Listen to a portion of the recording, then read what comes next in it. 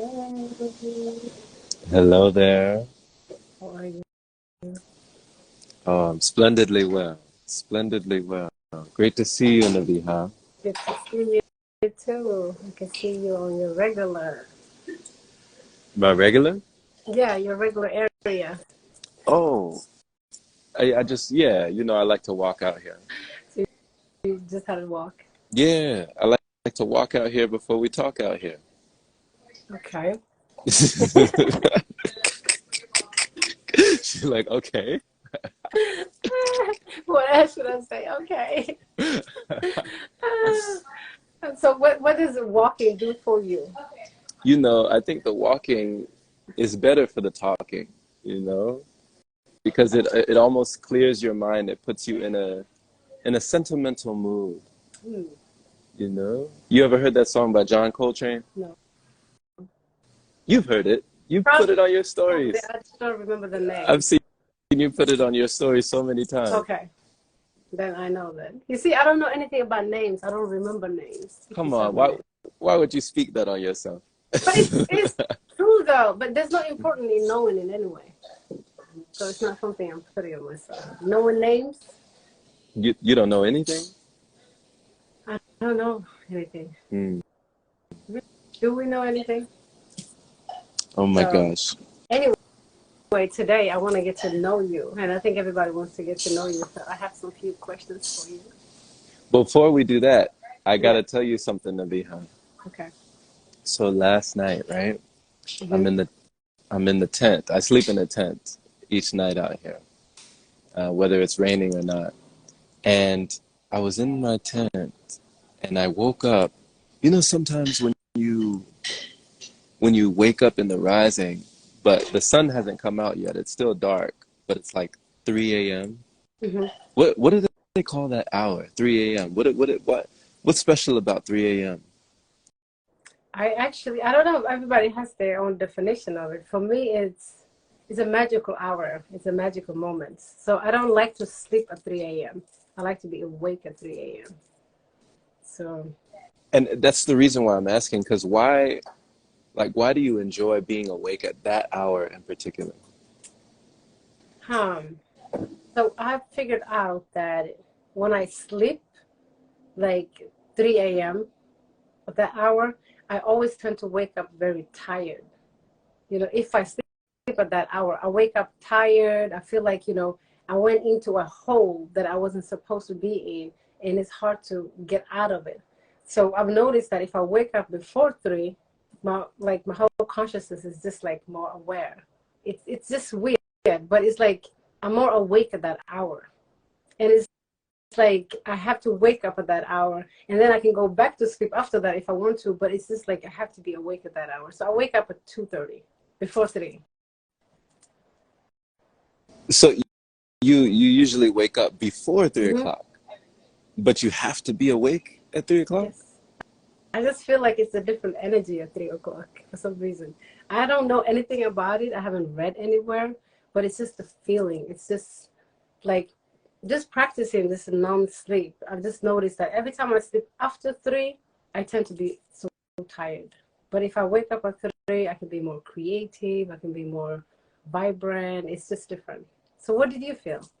I mean, because is there a certain energy in that hour as well that you feel that you tap into more when you are awake at that hour? Mm-hmm.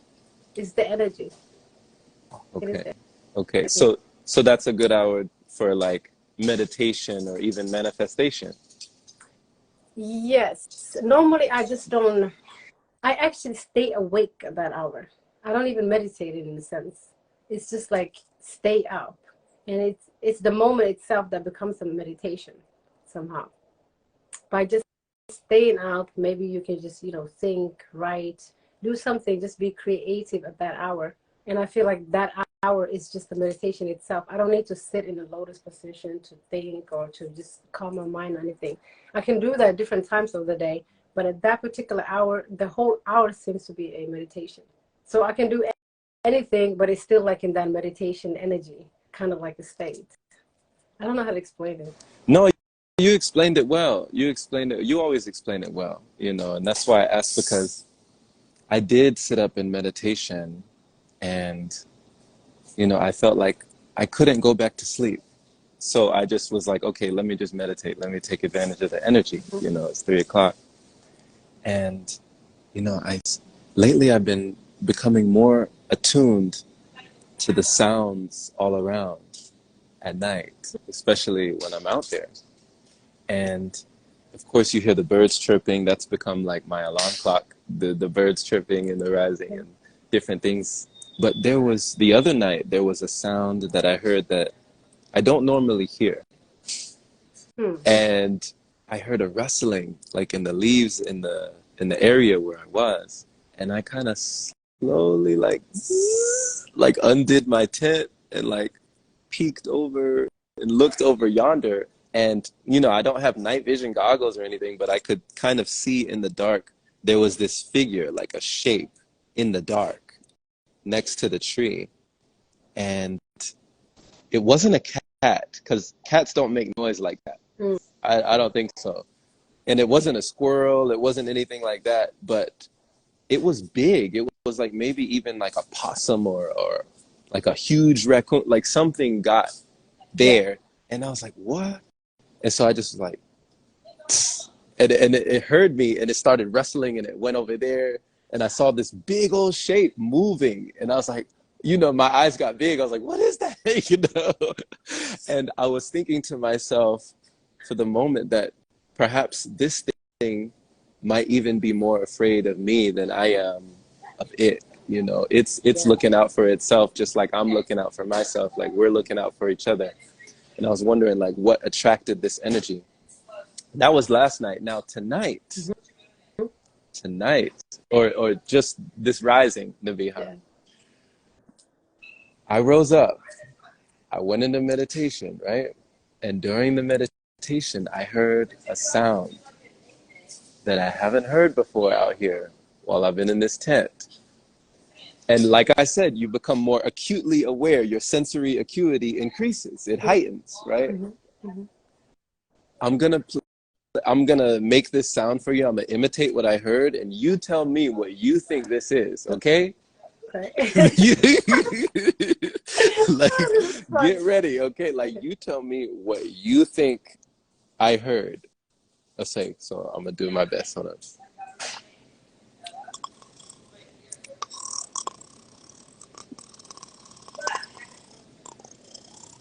Can you hear that? What could that be? Can you guys guess? I don't know what that was, but it kept going like in intervals. And it was in different places. It wasn't in one area. It was in like different places.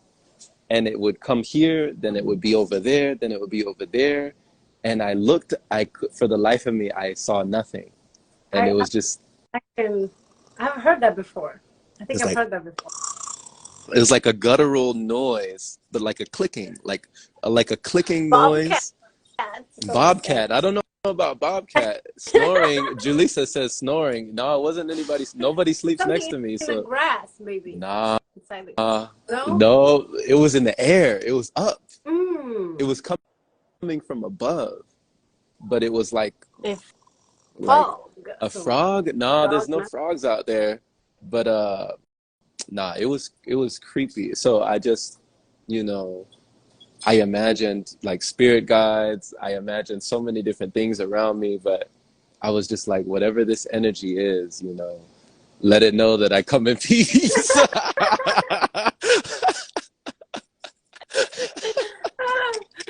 But the fun thing is like we become aware of not just what's around us, but not what we can perceive with our eyes. There are other things that you can maybe hear. Maybe what's from another dimension. Who knows?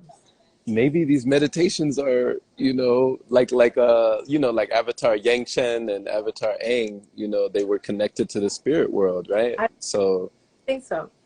They were hearing things, they were seeing things, and they were interacting with beings from other realms.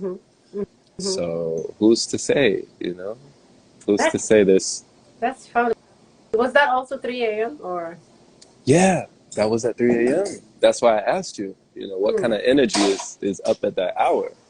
So do you like you just wake up automatically at 3 a.m. or? These days I have been, these days, and yeah, just this rising I did. I just like it didn't feel like anything got me up. It just my body just rose. Mm. I just and so these are like some of the ancient mysteries, Yeah, the mysteries of life. that have been happening to me for over years. I should say that I just woke up at 3 a.m. and I never understood. I know Sadhguru says something about it, but I remember just waking up 3 a.m. and I'm like, oh my God, why am I up at this hour, But lately, I recommend to not sleep at 3 a.m. So even if you want to wake up, like if you want to have a light sleep, just don't sleep at that hour. It's like I kind of like figure out that every time I sleep that hour, I get so tired. But if I don't sleep that hour, I'm so fresh. And it's just like it's so many different energy to capture. I have seen possums, I have seen even raccoon, running with one of my bags somewhere out there.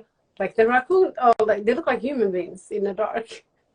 He literally picked the bag and put it in his back, and then he started climbing. I'm like, oh my goodness, yeah. What? You said it put the bag on his back and kept going? Yeah, it's like it was like a human, not like it, like he didn't dress like it like that, but he put in his back and he just started climbing. It was so weird. Yeah, I'm like, am I seeing? What am I seeing? I knew it was a raccoon, but yeah, they can do weird stuff. And then the possums comes out at night. They're always up at 3 a.m. Actually, every time I look out, I would see some possum. I used to think they were blind. That's why they're out at night. They don't see anything anyway, I thought. Yeah. I They see very didn't little. know that. I had no idea. I think it might have been a possum then because it was big. It was Mm-hmm. big. It was abnormally large, and it definitely wasn't a cat, nothing like that. But it was something out there, and it made some noise too. Mm-hmm. Mm-hmm. It was making noise out there. So But yeah, ask you a question, like during the day, don't you feel like different hours have different energy? for sure. So it's the same thing with the night, you know, like 12 a.m., like in the middle of the night, versus like 4 a.m. are not the same. Even if it's still dark, it's just not the same. It's just different energy. So it's like taking advantage of different energies. You should know, like, okay, this is the energy of rest. This is an energy of creativity. This is an energy of, like motion, that you move. It's just different energies. That's how I see it. I identify everything as that kind of like energy. I I agree. I agree with you, Nabiha, because there was something I saw that really related to this. It was something about ancient yogis, or maybe even mystics that would check their nose. You know how you do the breath in the rising? Mm-hmm. You do the nadi shodhana and the pranayam with different sides of your alternate nostril breathing. Mm-hmm. Well, during the day, I've been checking my nostrils, and you know, if the air is coming in through the right nostril, but it's blocked in the left, I know that I use that for productivity. I start reading, I start creating, I start manifesting. But if it's blocked in the right nostril and it's coming in clear through the left, Mm. then I need to sit down. I need to meditate. I need to rest. Interesting. Yeah. How did you come to that conclusion? I found out about that. Actually, it's Mm. funny. I saw one of the reels and, I saw how I feel during those times. And it made sense because for sure, like when this side is open, I feel like I have a lot more energy. But when this side is blocked and this side is open, I feel like I need to go, replenish, restore, revitalize, re-energize, and renew myself. So I was like, wow, them yogis, they knew something about the body. Of course. You The more you know? work on yourself, the more you will know, right? Like all these things that I'm saying, I didn't read it. It's just like something that I practice on myself, right? So I think it's the same thing with them. Now I need to try that nostril thing. Like if it's really, I need to try that. But normally I would just feel it, like just, when you feel like it's going to rain, it's not like, you have to check your arm or something like that. You just know, you see, you can feel it in the energy. Yeah, is it raining here? Yeah, it's just. I used to actually check the wind like that. Where's the wind coming from? Here or there? Yeah. But it's just a feeling, you know. So different hour of the day really has different energy, you know. When the sun is like in the middle, I tend to have less energy. It's like my time to just rest. Somehow in the middle of the day, somehow it's just like I need to rest. And then when the sun is like going down, right before the sun goes down, I feel like taking like a long walk. It's just like just letting go of whatever that I have, you know, picked up during the day, you know, through my walk. It's like, okay, this is what we have, you know, put into our consciousness right now. So it's just like showering. And then Wow. something is done. Wow. So you actually pay attention to where the sun is. Kind So of so my it's body. almost like you pay attention to like different planetary alignments or just the sun in particular. It you know, it is the whole planetary alignment. Mm. But you know, from my day to day, like my normal day to day, it's the sun. I just follow the sun, you know. But if it's a full moon, for example, you know, I will feel it and I will know, you know, what kind of energy that enters, right? So I will do something about it, but it won't be like me reading from somewhere. Oh my God, it's the moon is gonna be on this and that, and I prepare. I just don't know, you know. It just happens, and I'm like, what is it that I'm feeling? And then I'll figure out like, okay, it's a full moon, it's a half moon, or it's something that's going on in the planet, you know. But day to day is the sun because of that's where my feelings are connected to. Like my energy basically is connected to the sun. It's like if the sun, like when it rises, I feel like, you know, I'm also rising, right? And when it's in the middle, it's like, you know, hey, it's time to, you know, take a rest, chill out. And then when it's like going down, it's like, you know, hey, it's time to empty the basket, you know, meaning like, you know, whatever that I've collected, everything throughout the day is like, I'm emptying and then I'm like renewed again. And then the night starts. Yeah. That makes so much sense, Nabiha, you know, especially when you say it like that and when you put it like, you know, you said, I follow the sun, Mm-hmm. right? I follow the sun. And that reminds me of like a song that I would hear a lot. And I think you've even put it on your story. Sometimes it's like, follow, follow the sun. You've heard that Where the one? wind goes. Yeah. When this day is done. Yes, exactly. Exactly. What do you like about that song? Because you've heard it so much. I never actually thought about it that I've never connected that I follow the sun and the song says follow the sun. It's just it's illogical to me to just follow the sun, really, because it's we are the sun, you know. So we rise and we go down and then we rise again every day. The same thing the sun is doing, we're doing the same. So every day when you wake up, it's the same thing as when the sun shows up, right? So it's like we have the same cycle as the sun. We do. So it's just following it. It's the same thing. It makes sense. I don't know how to explain it, but it just makes sense. I follow the sun, really. Yeah. Okay, so it's not even based on any tradition, any culture, any background. It's just your own intuition. Hmm. If it was tradition, I wouldn't be remembering. I don't remember things that are written in places, you know. It's just the feeling. It's just the knowing, you know. It's just analyzing myself and, you know, observing myself and my behavior because that's what I do all the time, right?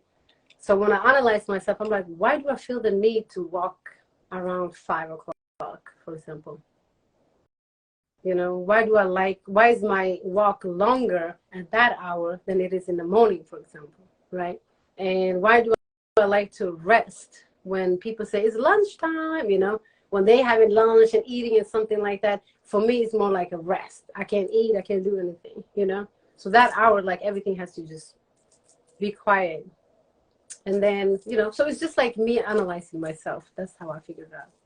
Okay. That's a great way to put it, you know, even a great way to look at it when it comes to these, you know, these things that are all around us that we see already that we can find and draw connections to ourselves, you Mm-hmm. know, from something that is, you know, you could say it's external, but you could also say it's internal, you Mm-hmm. know. It is. You, The sun is actually very internal. We see it as being external, but it's actually very internal. It's like it gives us life somehow. It's not just because of you stand in the sun and you know, you receive the sun and that gives you life. No, the sun is always within you at all times, you know. So it's like it is life out here because of the sun, and it is life in you because of the sun, right? So it's not just because of the heat, but it literally gives life to everything.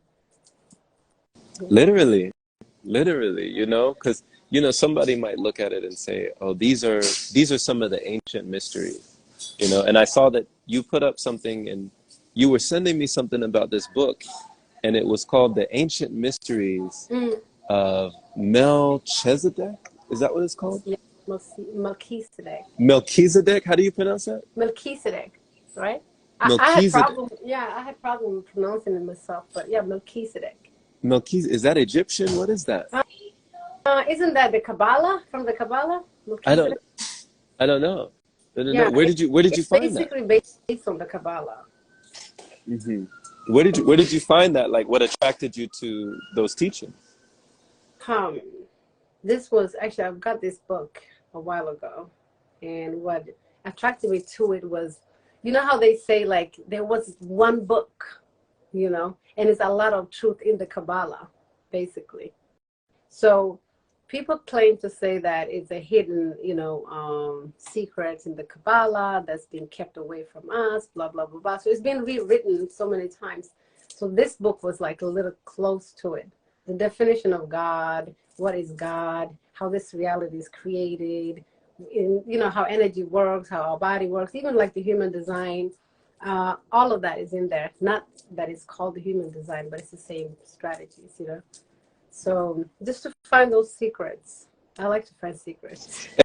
And what even interests you in finding those secrets? Like, what makes them secrets? Because I saw that it said, you know, the mysteries of Yahweh revealed, or Melchizedek revealed. Like, what about those secrets really capture your curiosity? Um, for example, you know, it explains the word God and what God came from and why, you know. That's why they call it Yahweh, you know, and then they explain that Yahweh in the different ways and what it means and everything, you know. So it's kind of like understanding how religion was created in a sense. And it's interesting to me, you know. I find like religion to be a fairy tale. So I like to just understand like how all those fairy tales are being put together and from whom it was put together. Give me my charges. Sorry about that. Charge it up. Yeah, I know. I thought Hey, I was charging. hey, Yeah. power up. So you said you don't look at religion like other people do. You find religion more of like a fantasy, like a fairy tale, you said. Yeah, the ancient mysteries of Melchizedek. Melchizedek, right. Yeah. Okay. But Someone asked, it's, can you guys see it? yeah, we can see it. Yeah, that's what it's called. So this is like, yeah, it's just a lot of, yeah, another fairy tales, but whatever. You know, you find some stuff in different books, but this book, I just wanted to see, you know, how religion was really made, you know, in a sense. And even though you find different things in different books, you said these types of books, specifically this type of book, it aligns more with your internal conversations. Mm-hmm. Why would you say that? Um, so some books can tell you, you know, a novel will just tell you a storyline, right? So when I want to listen to a storyline, it's more like, I just want to get entertained by the story, blah, blah, blah, blah, blah, right? So it's like shutting down my brain from thinking and speculating and going into a deeper speculation. So when I read a novel, it's like, oh, I'm just relaxed, right? When I pick up a book like this, and I have been wondering why about religions, why do people believe, why this reality, why are we like, you know, why are humans like this? Why are our consciousness this way, this way? So it's like an internal conversation that I have with myself. So when I read in these books, it's kind of like, you know, having an internal conversation again because it's talking about the same things that I have been speculating. So it's nothing new in the book. It's just like, oh, I've been thinking about this. What do they have to say about it? You know? So it's like, it sparks something in me And then I would have like a different speculations, you know. If they say something, I'm like, oh, okay, that's something I can think about, you know. So it just takes me to different depths. That's what I mean about it.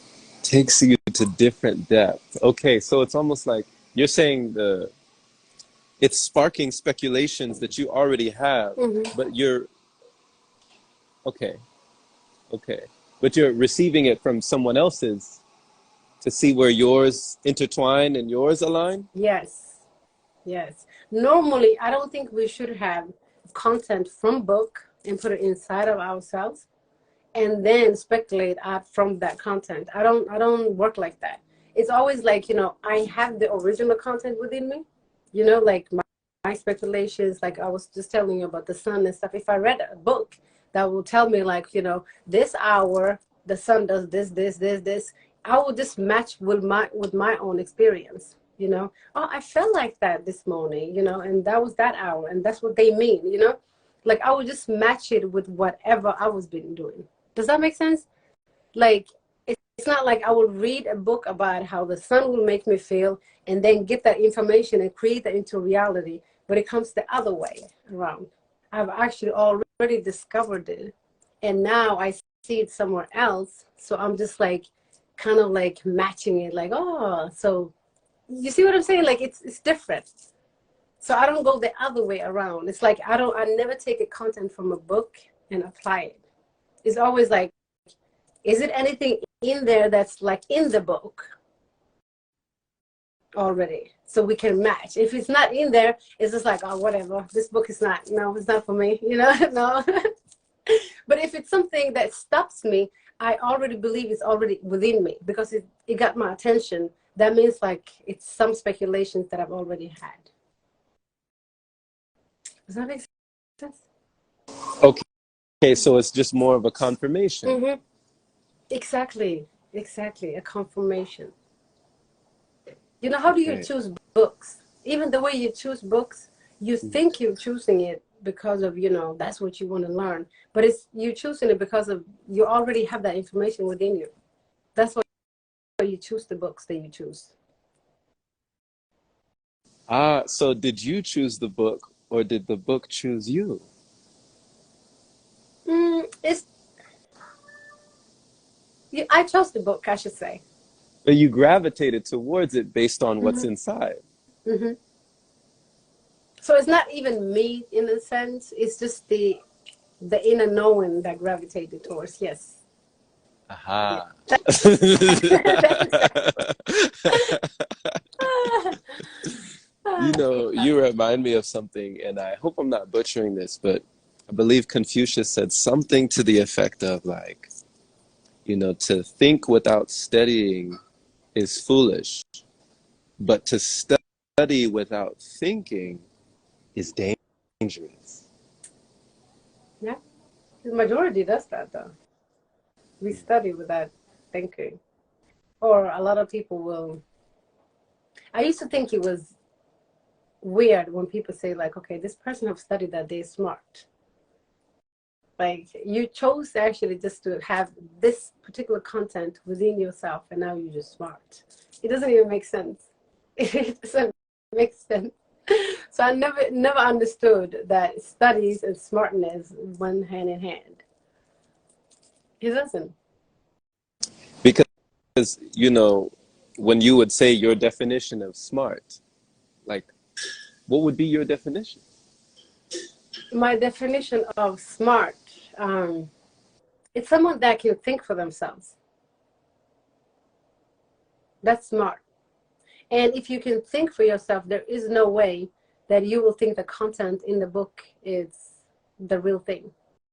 You will always know like it's a second thing to your knowledge within you. If that makes sense, you know, it's like you smart if you can think for yourself, if you can discern things, you know. But you're not smart if you are good at one particular subject or like three different things and you're good at that. That's not smart to me. Okay, so being smart is not actually your ability to learn. You're saying to be smart is your ability to discern. Exactly. Exactly. Everybody can learn something. It's like copy paste. But can you make it into your own? Can that internally become your own knowledge, you know? Like some people can just like, you know, take something from a book and just say just the way it is. It will never come out as their own because if they've never understood it as their own. They just took it, you know, as a secondary thing, you know? But when you understand something, then you will blend it into your own thing, into your understanding, and then it will become your own, you know? That's smart to me. Okay, smart, smart. You know, it's like when you're blending these things and you're making them your own, you're letting these things that are shown become known, Mm-hmm. you know, concepts that you got from the ancient mysteries of Melchizedek, kind of like concepts like polarity Mm-hmm. or consciousness or, you know, prayer or colors. I remember you said something about like colors or curiosity was like itching colors or something like that. How did you blend these and make them your own? I'm just laughing because I was the one that was supposed to question you. But okay, let me answer. Um, yeah, thank you for reminding me that actually, because I just got to that page that day when I shared with you how they are talking about the polarity and the colors and everything. I think about it a lot in my head. Like as a kid, what I woke up to was like, you know, I see red. Do you see red? You know, like I ask everybody, I see blue. Do you see blue? You know, just to confirm that we see the same things, you know. So I used to always ask like my friends when we were walking from school, like, oh, I see green. Do you see green too? How is your green? Is this one green and this one green? Like, do they match kind of? So I just wanted to know if we see the same thing, you know. But yeah, colors are just a reflection of whatever, you know, we see. So we may not see the same things. I used to always think about like maybe we don't see the same things. Maybe we just think, you know, maybe the same things looks like the same thing. Maybe we describe the same thing as same way, but we don't see the same. Maybe we just describe it the same. But maybe your red and my red are not the same. We just describe the same way. I don't know. So I used to think about that, but I think everybody has, right? You haven't? Well, when you see that someone doesn't see what you do see, Mm-hmm. how do you feel about that person? How did you see that person that didn't see the things that you did? So when I was 8, my friend didn't see the same color as me. So basically, her father's car was blue, and she would say green, and I say it's blue, and she said green, and I'm like, no, it's blue. So that was like very confusing to me because I didn't understand. Maria and I would be walking, and every time I saw blue, she saw green. It was the opposite of the same color all the time. But as a kid, I had to go and ask her parents. I had to ask other people just to get that confirmation. Like, okay, I do see blue, and she see green, you know. But then we find out that Maria was colorblind, and she couldn't see the differences between blue and green. But yeah, that was frustrating. Like I had to really know like why we didn't see the same thing. So yeah, if everybody said, "Oh, I don't see that," I would be confused. And at the same time, I remember you saying something like, it's good that we don't always see the same thing. Yeah. That it would be kind of boring if everyone thought the same things, said the same things, saw the same things, lived the same way, you know, that wouldn't be as multifaceted as, you know, the level of just richness that we have Yeah. is due to our uniqueness. So what do you feel made it so frustrating in that moment that Maria saw something and you saw something different? Why was that frustrating for you? I think the reason why it was frustrating for me is because you know my whole point with finding out like if we see the same. Like I was speculating if this reality is real, if what we see is real, and you know how I feel on the inside. Why do I feel like sometimes I used to feel like it was a dream, like I'm in a dream. So I couldn't figure out the real dream and this one. There was days that I couldn't figure out. It was so weird. So while I'm speculating, I had some fear within me as a kid, you know, like, oh, what if we don't see the same? So I had the fear as a kid, and I think that's why I maybe felt like that. But today I wouldn't. If somebody said like, oh, I see an elephant there and I see a cat, wonderful, you know, it's okay. But as a kid, I had fear in me, you know, but now I believe that actually there are so many things that I don't see. So if somebody actually sees something around me that I don't see, I will say that's wonderful, because I really do believe there's a lot of things around. Yeah. So now you say it's wonderful if somebody doesn't see what you do see, or if somebody sees something that you don't see. Because like, go ahead. I said, that's amazing. Yeah. Okay. Because when you're reading a book, like, okay, if you're reading a book and you see that the author sees something, you don't agree with the author, you don't get frustrated. You know, you might just close the book and just, you know, put the book, right? Yeah. But when it comes to a person, another being that isn't seeing, you know, that does something to you internally. Like, why don't you see? Like, how can you not see? Not Right? anymore. Not anymore? No. As a kid, and as like, you know, even like in the beginning of my awakening, you know, it was more like, why don't you see this? You know, I see this. Why can't you see it? You know? But then eventually I just realized, like, no, we don't all see the same. And it's fine. And it's wonderful to see that someone else sees something else, you know? I really like to see the different perspectives. So I'm more of like accepting, like, because of, I know what I see and I know the reason why, right? So if someone else sees something else, I just find it very fascinating, really. Like, you see a lot of people do the light language, you know, they send something else. I don't, you know, I don't do light language. But just to see someone else doing that, it's like, you know, different perspectives. It's like, oh, this person is tapped into something else that I'm not, right? I don't know how to talk to the Pleiadians, but they know, you know. So it's just like, you know, fantastic to see those people. But it's not like I have to do it. I don't have to do it, you know. I'm not tapped into that, and maybe I'm not supposed to. But it's just amazing to see it, instead of judging and saying like, oh no, but I don't hear it and you're just delusional, you know. Instead of saying that, it's just like accepting, like, oh my God, we are tapped into different frequencies, and it's amazing. It is amazing. It is amazing, Nabiha. You know, I totally agree with you.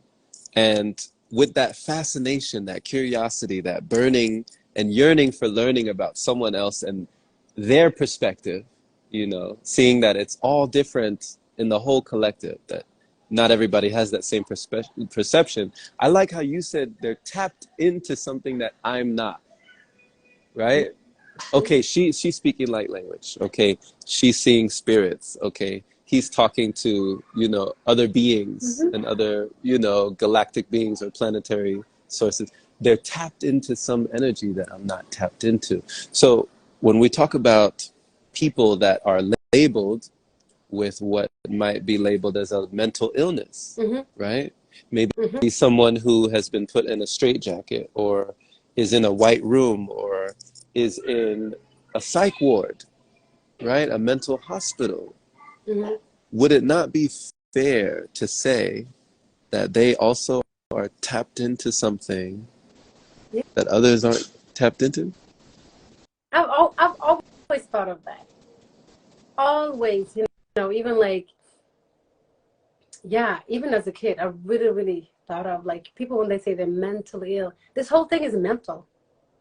This whole thing, who's not mental ill? To be honest with you, we're projecting this whole thing. Aren't we all mentally ill? It's just when people, it's not really, if people like tapped into a different, you know, different dimensions, right, within their own consciousness and mind. What makes people insane and crazy and whatever that we call them mental ill, it's because of we make them an outsider. It's like, you know, now you're not like me, something is wrong with you. When someone points like something is wrong with you, something will become wrong with you. really. But if somebody just reassured that feeling of the whatever dimension that they tapped into and tell them like, hey, it's fine that you see things, it's fine that you hear things. What is it that you hear? What is it that you see? You know, can you get the, you know, the positive side of it? Is it telling you something bad? You know, like, you know, ignore this. This it's like just talk to the person, you know, like in a normal way, so they can get that ease of like, you know, calming that mind down or whatever that's going on, whatever they tapped into. But if you tell them like whatever you tapped into, you cuckoo, now the person is like, you know, it's just telling somebody that can't breathe something and then they suffocate, you know. It's the same thing. I don't think anybody is mentally ill or something, but what makes them sick is us. We make them sick. Wow, wow, that is a message. You know, that's a message. I see Cleoika as she's echoing that message, you know. That's a big one. That's a big one. Nobody is sick unless we make them sick, really. We make them an outsider. We push them aside. It's like, you know, this person cannot think for themselves. Like when I see like, you know, people that are born with this different disability that makes them a little slower than, you know, normal people and stuff, when I see them, they are normal. What makes them, you know, an outsider is us. You can do like us, you know, there's something is wrong with you. Even the way people talk, they shift like into like a little baby or something to an adult, you know, just because of they are something, you know, that's not like you. But if we were just talking to them normal, if we were treating them normal, they will be okay because they should be accepted too, just the way they are, right? But now we make them like something less than us, something that's not, you know, equal to us. And then what do you have? You have people that will become actually that, whatever we create. I have actually an example. There was this guy, everybody, at, you know, there was a place my ex used to work at with mental ill people or whatever. And there's this guy, they always used to say, you know, he throws the coffee and stuff. So they were sitting on a table and then they will give him something like, you know, like they make the coffee cold and they give him like, you know, like a little baby way, you know. So I asked him like, hey, come over here, you know, just sit with us and drink coffee because I didn't see him as somebody that was less than us, right? So he was like jumping up and down. He was so happy. And then he came with his cup of coffee. He sat with us on the table. He was fine. And they were like, oh, he's not throwing the coffee today. Or he's not this. That's because I treated him like a human being. It's just, you need to invite him. Why wouldn't you invite him to your table? Because you think something is wrong with him? That's when it becomes something wrong with him. That's when he throws stuff. That's when he gets mad. That's his way of expressing, you know. So, yeah, we make these people sick.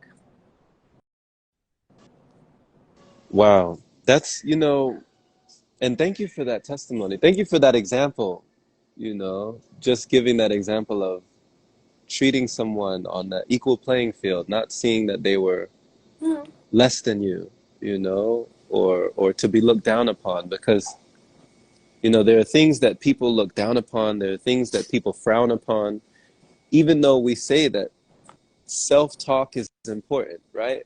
Mm-hmm. The self-talk, like, but then when you see somebody talking to themselves, that might have a reaction within someone Mm-hmm. else, right? Absolutely. So you know you walk past somebody on the street and you know they don't have headphones, they don't have AirPods, right? Mm-hmm. They don't have a cell phone in their hands, Mm-hmm. but they're talking out loud. But you don't look down on that person, No. right? You don't see that that person is not a human being, Mm-hmm. Exactly. you, you know, or Exactly. go ahead. No, I said exactly. We accept the headphones, but when somebody else is tapped into another frequency and just talking, you know, we make them seem like, oh, you crazy, you this, you this. I don't like that. I see a Mm, lot of people out there, you know. Like when I was in Florida and I was reading the Avatar book that we were reading together, I think I told you this, but there was this guy, and you know, he looked like he was homeless, and you know, he was talking to himself. So he walked in, and I'm sitting there with my laptop. So he walked in, and then he looked at my book, and he saw my book, And then he walked back and forth, talking to himself. Oh, I know the avatar. I know this. So he was talking about the avatar. You know, he was just mumbling, talking, and then he sat down. Finally, he got the courage to maybe mention something. So he was like, I like the avatar. I like this and that. And, you know, like, I looked at him and I said, oh, you like him? Have you read this book? You know, and then he said, no, but I'm this. So I asked him, like, oh, what element do you bend? And this, I just had a normal conversation with him, even though he was like all over the place.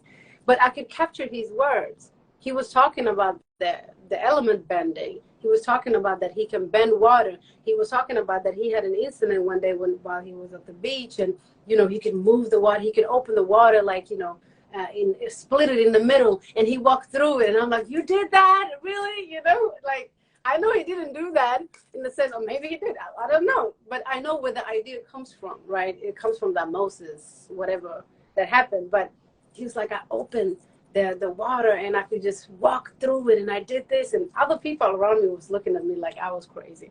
And I was actually barefoot at the time, you know, sitting there in my lotus position and talking to him. So they thought, like, okay, she must be crazy too. And then they came and told him, like, to get out of Starbucks. But really, they're not crazy. Me and him had a normal conversation. We were talking about the same things, you know. But someone next to us would think, like, okay, she's crazy too. She's talking about water bending, air bending, and this with this crazy man. You know, we're both crazy. We're all crazy.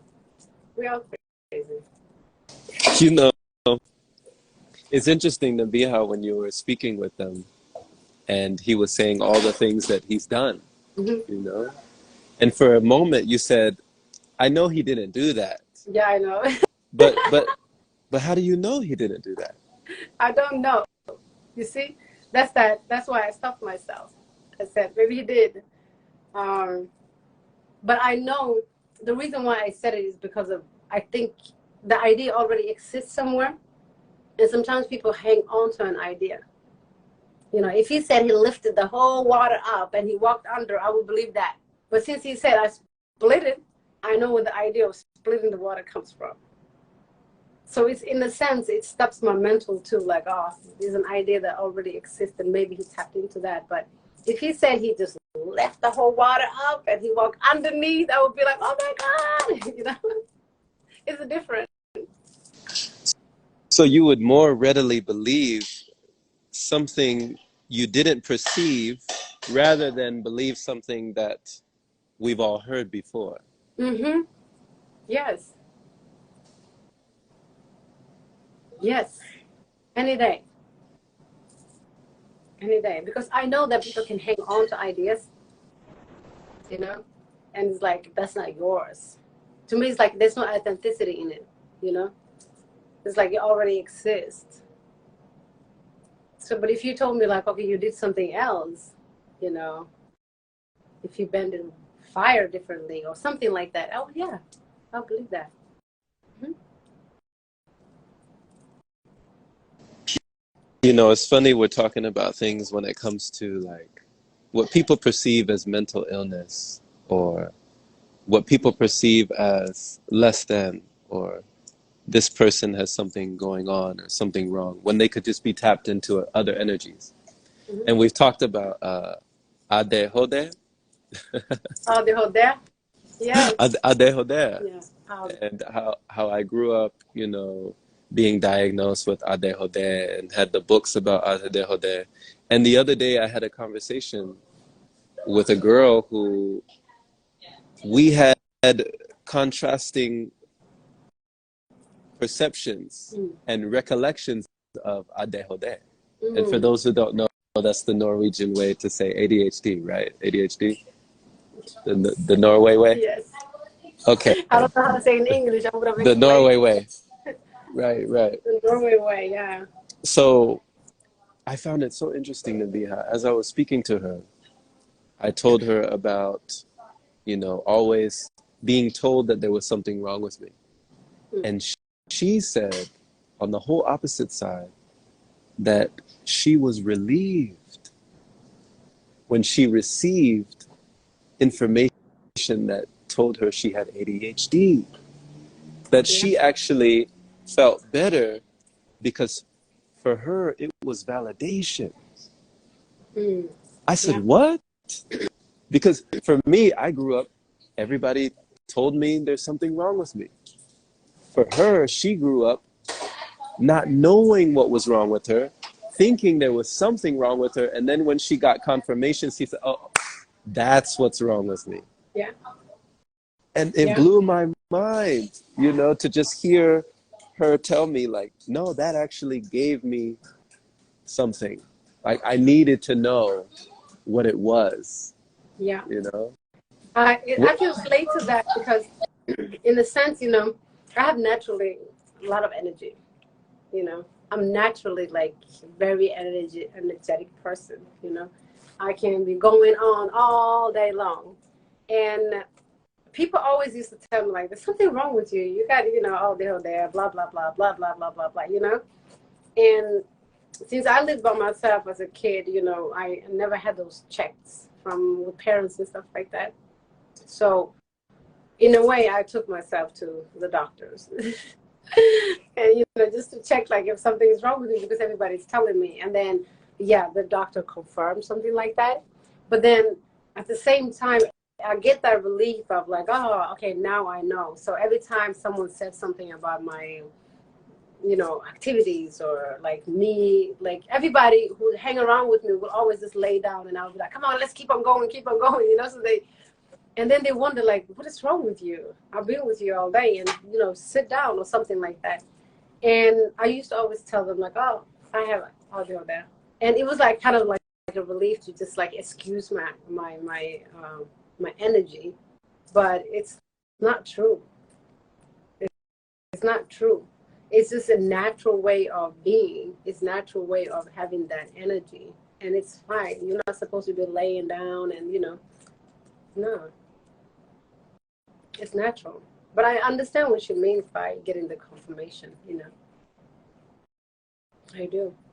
But it's like right now too, Jerome, I people call me mentally ill, of what I believe, and my way of living, my way of like, if I just say like, oh, I don't eat, I don't, yeah, like I don't like solids. Oh, you're mentally ill. Something is wrong with you. Have you been to the doctors? Something like that. I always, just like me not sleeping. Just read the comments on my non-sleep post that I just did yesterday.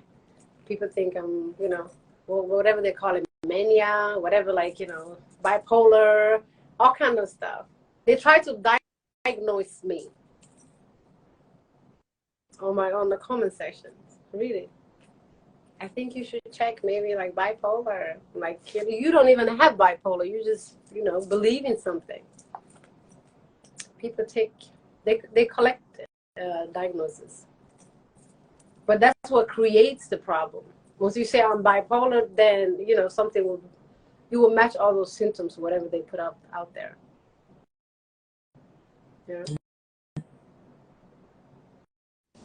Yeah, one of the things, and thank you for speaking on that, because I think that there's a lot of people that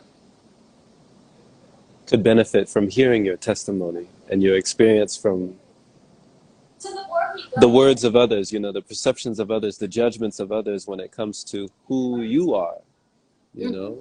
with their own diagnosis, like you said. It's funny. It is funny. So it makes you chuckle. Say it again. It makes you chuckle. You laugh. No, I just, you can see the level of ignorance in people. It's like, I analyze it, I see it, a lot of people most of them are religious people that will come to me and say that I'm lost. But it's mostly like their own insecurity speaking, because of, they don't understand what they're following, probably, so they have the need to say something about it. Like they want to save you from a hell or something like that they've never even been to. It's just like, why do you want to save me today? Because of you very insecure of what you believe in, right? So me not believing and following something scares some people sometimes, and then they can come and preach whatever they feel like is a security or something like that. But at the same time, it's just the insecurity speaking up. So when family members say like, okay, I think you crazy right now. We need to take you to a mosque. You know, they need to read Quran on you, something like that, or whatever that's going on. They think really that I'm lost. But who cares, right?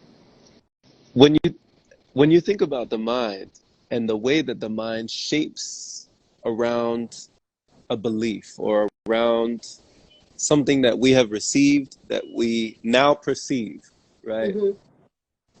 And the way they say that it will rise to mold itself into that reality. When you have that mentality, an idea of who you think you are, not what other people think you are, but if you think you are, that the mind will come up with ways to validate that perception. It will come up with ways and see so many different things that allow you to gather evidence to confirm that is your experience. You know, you say that, oh, I'm so unlucky, or nothing seems to go my way, or why does this all happen to me? You will see so many scenarios where that is true.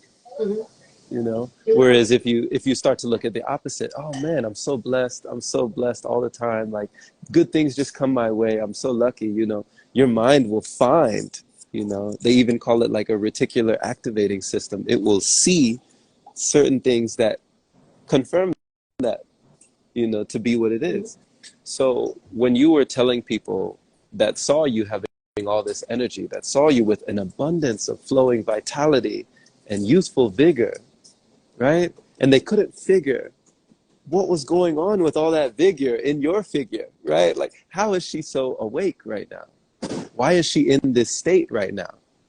You know, when I don't necessarily feel that great right now, I want to go take a nap. She's ready for round 3 and round 4.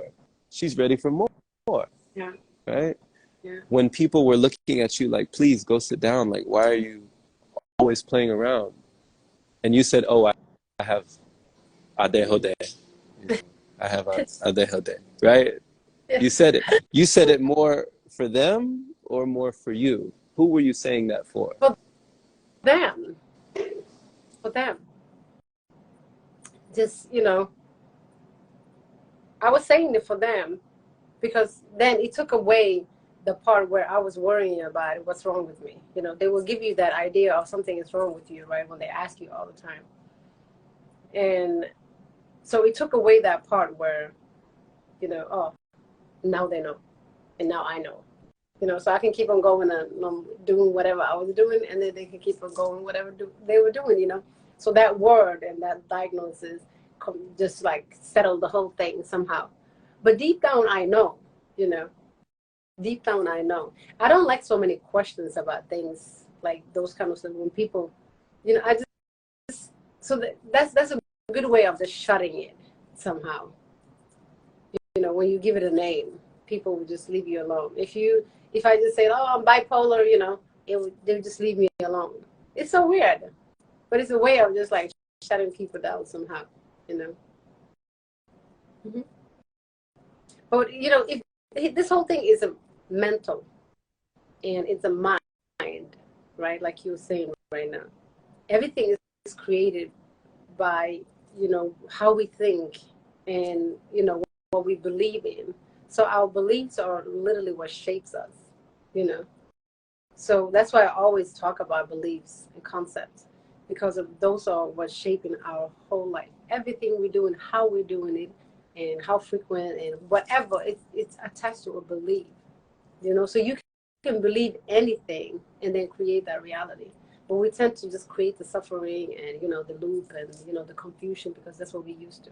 But if it's a mind, either way, if it's the good and the bad, you can create both of them by believing. Yeah. So at what point did you stop? You know, did you stop using that to shut people down, to shut them down, to cancel that conversation, to not have that dialogue? At what point did you stop saying, oh, I have ADHD, I have ADHD, and just, you know? It wasn't long ago, actually. It wasn't long ago. Maybe like 5 years ago only. just 5 years ago. I stopped saying that because I know it's just me. It's just who I am, you know. Like I said, I realized I follow the sun, you know. So I just don't lay down and stuff just to lay down. And it's like the energy outside. How does that feel? So if the energy outside feels like, you know, it's a rest time, then I will rest. If it feels like, you know, it's a creative time, I will be creative. So I don't even care about what people say. It's just like I go in my own flow, or I flow with creation. Say so. Yeah. I like to be in flow. You don't have to do anything. Yeah. Likewise, likewise. Nabiha, thank you just for always flowing with creation. You know, thank you for these flowing conversations, you know, this growing communication, and just the wonderful collaboration that we have with each other. You know, thank you for always being able to have it. Thank you. Louis was saying a lot in here. I didn't read one of it. So before we go out, I just wanted to read one. Oh my Hmm. God, maybe too much. Yeah, yeah. I think they communicate with each other. Something. He said multipolar. What did he say? Not bipolar, but multipolar. Yeah, we are bipolar. We are mentally ill because we're building this whole thing on mental. So don't look down on anyone just because of, you know, they're not thinking like you, walking like you, or, you know, singing like you. Everybody is equal, really. And we're just on the different frequencies, different levels. But whoever you ignore, you are that too. You know, it's something wrong with you. Really, if you look down on someone, there's something wrong with you. So nothing wrong with the person, but you. You know, it's the fact. So thank you so much for being and for questioning me. Next time, Jerome, it'll be me questioning you. Okay? Bye.